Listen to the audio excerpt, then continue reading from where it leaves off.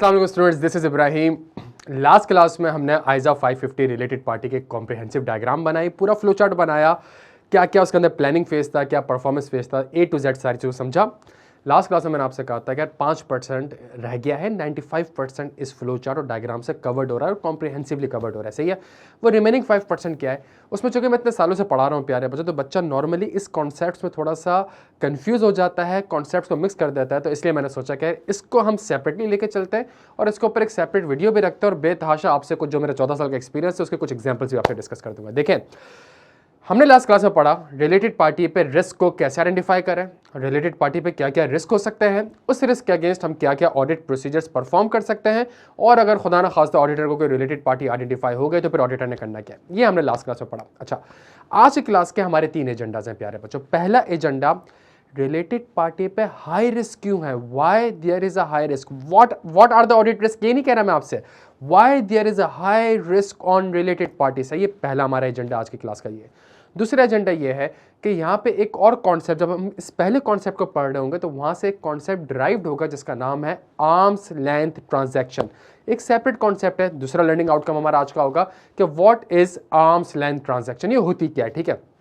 तीसरी सबसे इंपॉर्टेंट चीज हमारे पास है outside the normal course of business के ऊपर कुछ प्रैक्टिकल एग्जांपल्स और एक अच्छी आप कह लें चीट कोड वगैरह कह लें कि अगर आपने ये सामने रख ली तो पेपर में बड़े आराम से आप outside the normal course of business को पिक कर सकते हैं।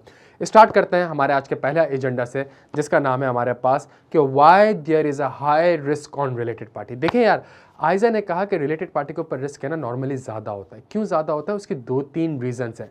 पहली रीज़न ये कि आरपी का जो ओवरऑल स्ट्रक्चर होता है ना, ग्रुप स्ट्रक्चर होता है। अगर आपने कभी कंसोलिडेशन वगैरह पढ़ी हो, होल्डिंग कंपनी होती है, उसकी एक सब्सिडरी होती है, सब्सिडरी की एक सब्सिडरी होती है, उसकी एक जॉइंट वेंचर होती है, फिर एक एसोसिएट होती है, एक कॉम्प्लेक्स स्ट्रक्चर होता है। चूंकि कॉम्प्लेक्स स्ट्रक्चर होता है तो यहाँ पे आरपी के साथ जितनी भी ट्रांजैक्शन होती है उन सब के सबको आइडेंटिफाई करना या उनको डिस्क्लोज करना मैनेजमेंट के लिए भी थोड़ा सा मुश्किल हो जाता है, सही है। तो पहला रीजन ये।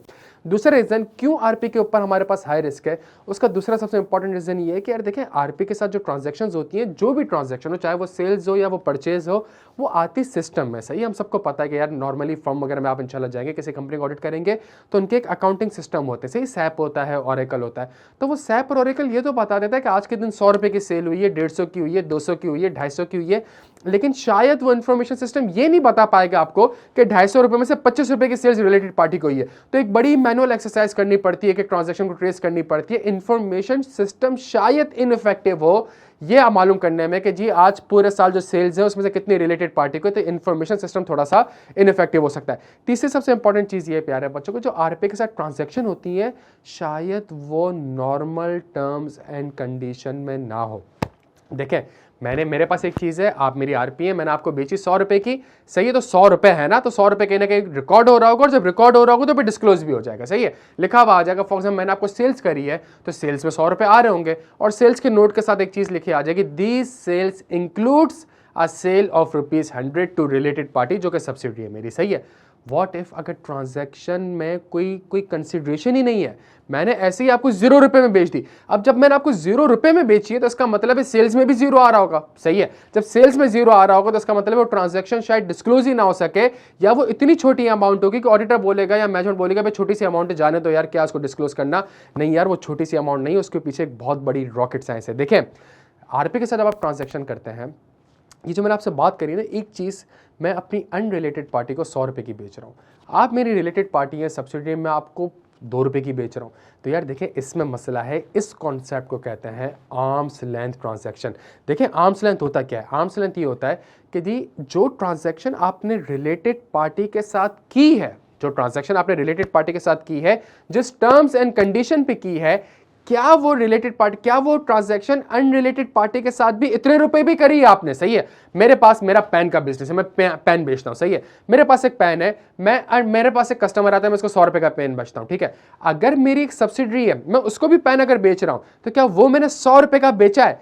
If the answer is yes, कि हाँ उसको भी 100 रुपए का बेचा है, तो इसका मतलब है कि जी ट्रांजैक्शन जो है वो आर्म्स लेंथ पे है, वो ट्रांजैक्शन आर्म्स लेंथ पे, ठीक है। अच्छा, एज एन ऑडिटर मैनेजमेंट जो कि फाइनेंशियल स्टेटमेंट बनाती है, तो IAS 24 मैनेजमेंट को कहता है आपके ऊपर ऑप्शनल है, चाहे तो आप फाइनेंशियल स्टेटमेंट में ये डिस्क्लोज कर दें कि आरपी के साथ जो ट्रांजैक्शन हुई है क्या वो आर्म्स लेंथ में है या आर्म्स लेंथ में नहीं है। ऑप्शनल है, मैंडेटरी रिक्वायरमेंट नहीं है। क्यों? बिकॉज ये चीज को वेरीफाई करना कि आर्म्स लेंथ है या नहीं है, इसमें टाइम भी लग जाएगी, कॉस्ट भी लग जाएगी। तो स्टैंडर्ड बॉडी ने कहा कि जी आप इसको, IS 24 ने आपसे कहा कि यार आप इसको अपने ऊपर, आपके ऊपर ऑप्शनल है। सही, अच्छा ऑप्शनल है, तो इसका मतलब है या तो मैनेजमेंट डिस्क्लोज करेगी अपने फाइनेंशियल स्टेटमेंट में कि the transaction with the related party are conducted at an arms length. Arms length का मतलब कि जो ट्रांजैक्शन मैंने करी रिलेटेड पार्टी के साथ, अल्लाह की कसम उतने ही रुपए की ट्रांजैक्शन मैंने अनरिलेटेड पार्टी के साथ भी की है। सही है, मतलब अगर मैं उसको भी बेचने जाता तो इतने का ही बेचता, जितने में मैंने घर में बेचा है घर के बाहर वालों को भी इतने का ही बेचा। सही है, अगर मैनेजमेंट ऐसा लिखती है फाइनेंशियल स्टेटमेंट में तो ऑडिटर की जिम्मेदारी है कि उसने सफिशिएंट एप्रोप्रिएट ऑडिट एविडेंस लेना है इस चीज के ऊपर कि ट्रांजैक्शन क्या वाकई में आर्म्स लेंथ में है या नहीं। बिकॉज एक चीज जब एफएस में लिखी हुई आ गई तो आपकी तो जिम्मेदारी है कि आपने सफिशिएंट एप्रोप्रिएट ऑडिट एविडेंस लेना है कि क्या एफएस IFRS के हिसाब से बने भी हैं या नहीं बने। लेकिन अगर मैनेजमेंट ऐसा नहीं लिखती क्योंकि ऑप्शनल है, सही है, तो फिर यहां पे ऑडिटर के ऊपर डायरेक्टली कोई रिक्वायरमेंट नहीं है कि ये सफिशिएंट एप्रोप्रिएट ऑडिट एविडेंस ले कि ट्रांजैक्शन क्या वाकई में आर्म्स लेंथ के ऊपर है भी या नहीं। अच्छा, अगर मैनेजमेंट ऐसा लिख देती है तो जिम्मेदारी है, तो इसका मतलब है जिम्मेदारी को पूरा करने के लिए कुछ हरकत करनी पड़ेगी बच्चों, और वो हरकत क्या है? वो हरकत कहलाती है हमारे पास ऑडिट प्रोसीजर्स। मैं ये कैसे वेरीफाई कर लूं कि अगर मैनेजमेंट एक लाइन लिख रही है कि जो पेन मैंने रिलेटेड पार्टी को बेचा है ये आर्म्स लेंथ पे है, इसका मतलब कि ये पेन जो मैंने अनरिलेटेड पार्टी को बेचा है ये भी उसी टर्म्स एंड कंडीशन और उसी प्राइस से बेचा है जितनी मैंने अपनी रिलेटेड पार्टी को बेचा है।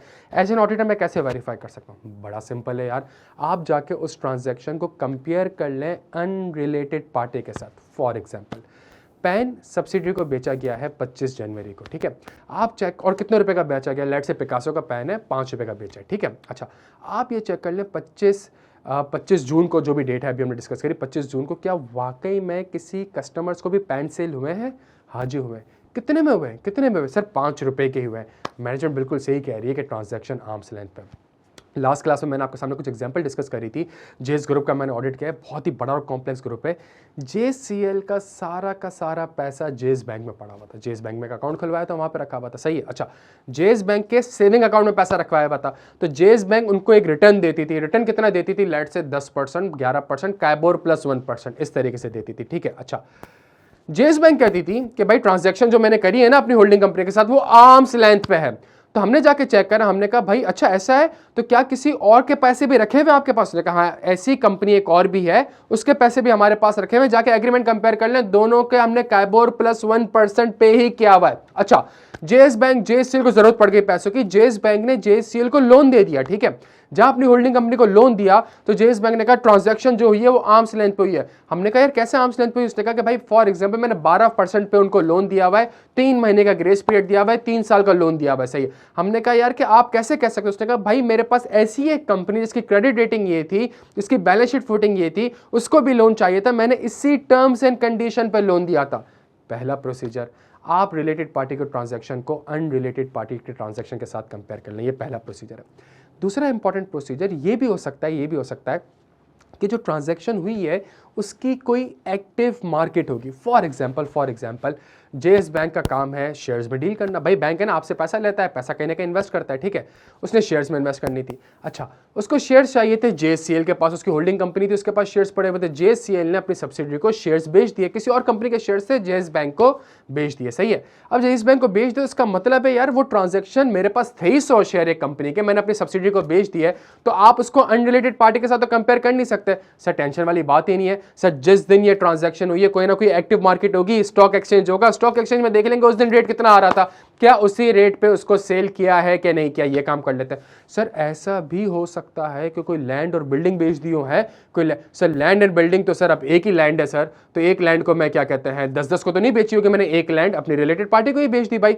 तो इसका मतलब है अनरिलेटेड पार्टी से वेरीफाई नहीं हो सकता। लैंड की कोई एक्टिव मार्केट नहीं है, ऐसा नहीं कि आपने टीवी खोला कोई रेट आ रहा हो, नहीं ये भी नहीं है, तो इसका मतलब है कोई एक्सपर्ट इंगेज कर सकते हैं आप, किसी एक्सपर्ट ने उसकी वैल्यूएशन करी होगी कि भाई ये लैंड इस वैल्यू की है। तो आइजा आपसे कहता है कि आपके पास ये 4-5 प्रोसीजर हैं कि लेट से आप मैनेजमेंट का प्रोसेस, अगर मैनेजमेंट ऐसा कह रही है कि ट्रांजैक्शन आर्म्स लेंथ पे, तो मैनेजमेंट का प्रोसेस समझे कि भाई किस बेसिस पे आप ये कह रहे हैं, और मैनेजमेंट की अगर कोई एजम्पशंस हैं तो उन एजम्पशंस को वेरीफाई कर लें। ये कुछ प्रोसीजर हैं जब ऑडिटर ने करने होंगे तब जब मैनेजमेंट फाइनेंशियल स्टेटमेंट में ये डिस्क्लोज करेगी कि ट्रांजैक्शन आर्म्स लेंथ पे, ठीक है।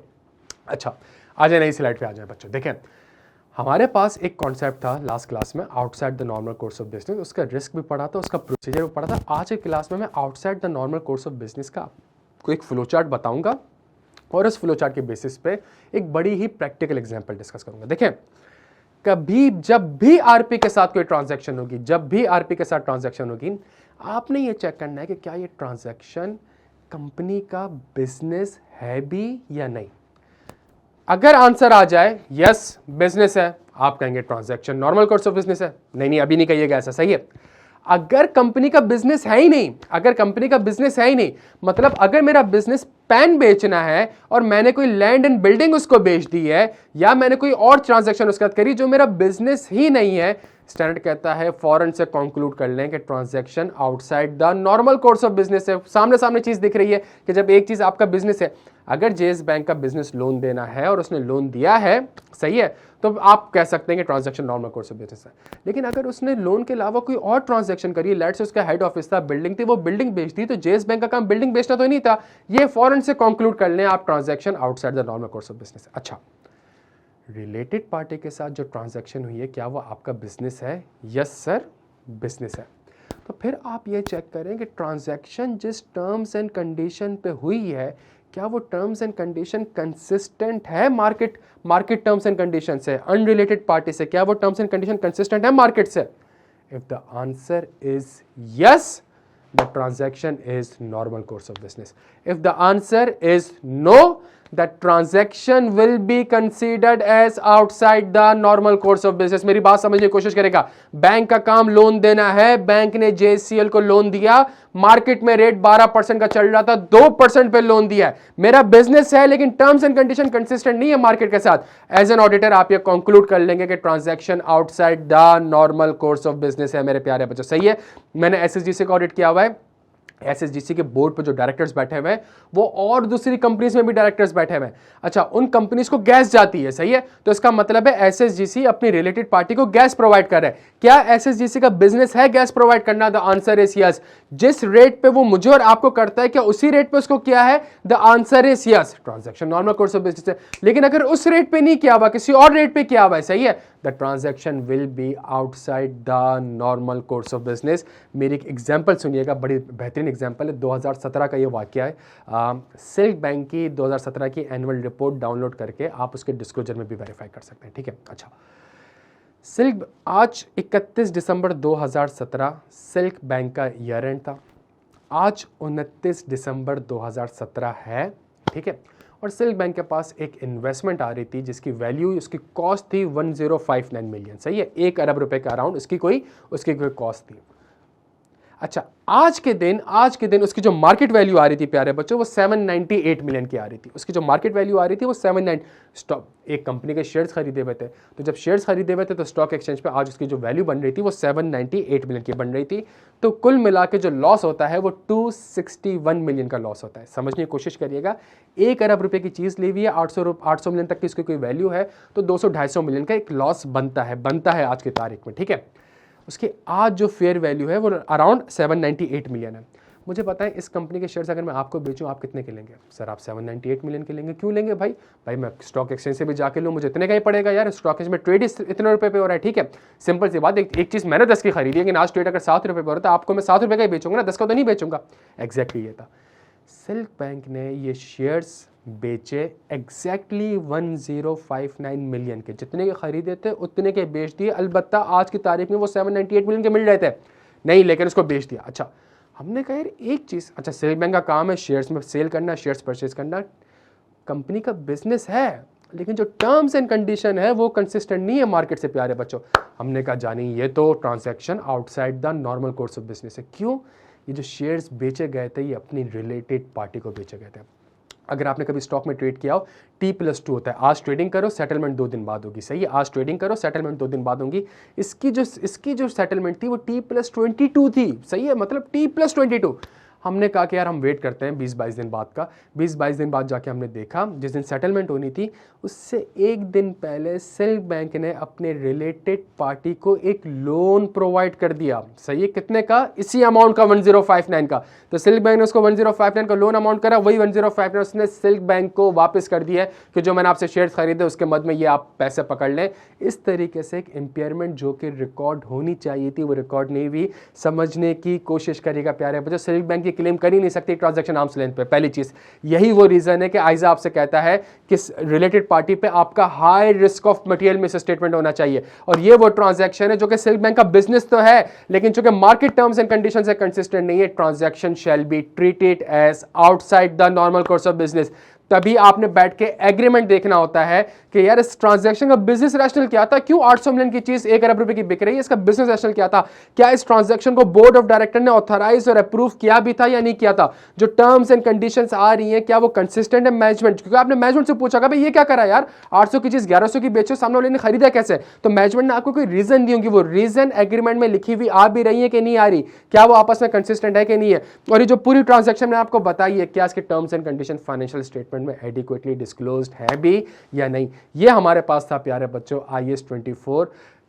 ये हमारे पास था आइजा 550 रिलेटेड पार्टी के कुछ 3 कॉन्सेप्ट जो कि आपस में इंटरलिंक्ड होते हैं, लेकिन इसको मैंने सेपरेट एग्जांपल से आपको समझा दिया। नेक्स्ट क्लास में इंशाल्लाह ड्राफ्टिंग करते हैं। अपना बेहद ख्याल रखिएगा। Thank you so much.